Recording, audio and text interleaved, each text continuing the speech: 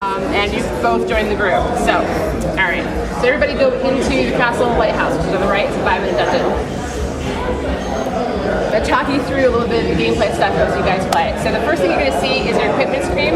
If you want the game to decide for you, you can just hit auto and it will equip your best gear.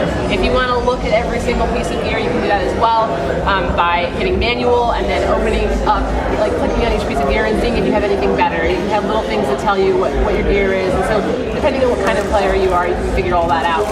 There's also cards. They're a one-time consumable boost. They often boost your stats. Sometimes they give you special things, like they add to your overall score for the dungeon. So you want to collect the cards, and you want to do the cards are a very big theme with Ultima. It's about the Gypsy and Tarot cards, so we're really into that. And basically, when you've gotten to a point where you think you're comfortable with your equipment and your loadout, you can also repair if anything's broken. I think most of you guys have enough currency that you should be able to do that just fine. And once you're in a good shape with all of that, you can ready up and do the dungeon. And since there's 3 of you, you'll probably be fine. The dungeons do scale based on how many people are in the group.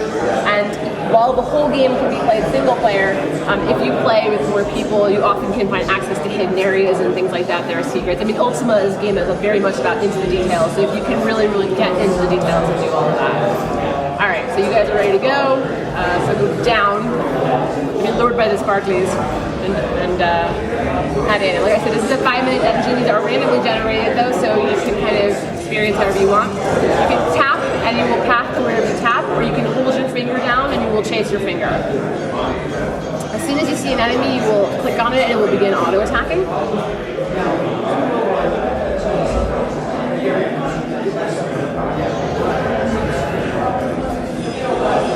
There you go.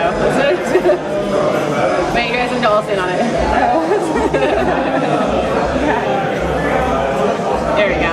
So tap on the enemy, you'll start auto-attacking it. You don't have to tap once, you don't have to tap it multiple times. And then on the left side, you'll see there's special abilities. And so you tap on the special ability, and then you tap on them, and you can do some cool stuff. You've got a lot more. You've got some more abilities. Sorry, we've got a higher level account. And so, sorry, the point is to stay alive and keep, look after each other. There is positional advantages, so if you hit from behind or the side, you're going to do more damage. So as you guys can work together to kind of get behind the enemies. And you'll see, as you're playing, lots of bronze keys are dropping. Bronzes are brine currency, so there's going to be a lot of bronze keys dropping as you play. There's also little instant heals that are dropping. They're AoE instant heals, and they'll heal all of you.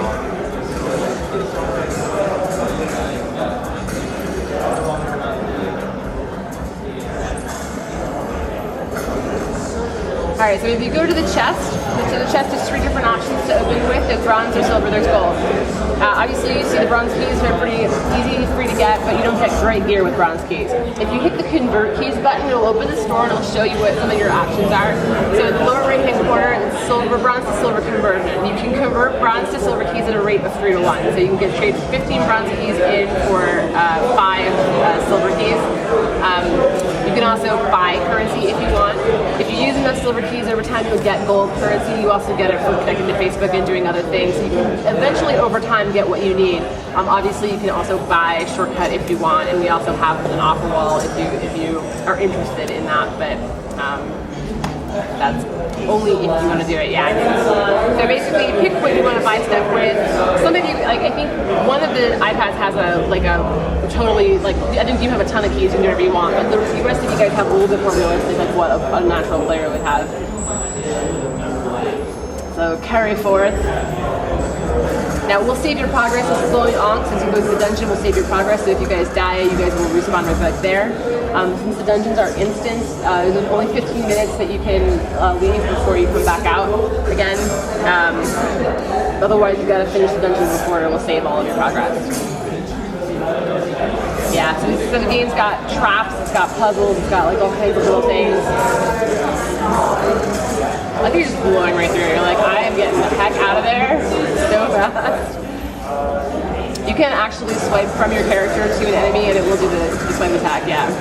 But only when it's on a cooldown.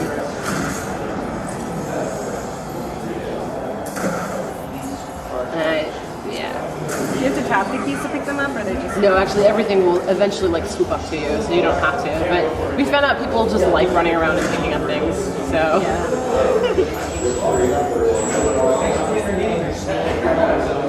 just turns off the spikes. You're going the wrong way. Why you going back? You can see the arrows too when your friends are off screen. It will point to where they are. Yeah. Each friend has a different color. You can tell by the background of their portrait. And then you guys, yeah, you're at the end, so you're on the bus. Yeah. Like I said, 5 minute dungeons, really quick in and out, up to like I said, up to 4-player co-op, and then of course big huge open world you can explore, quests and virtues and do all of that, and you guys just destroy him pretty quickly. Cheaters. Yeah, hacks.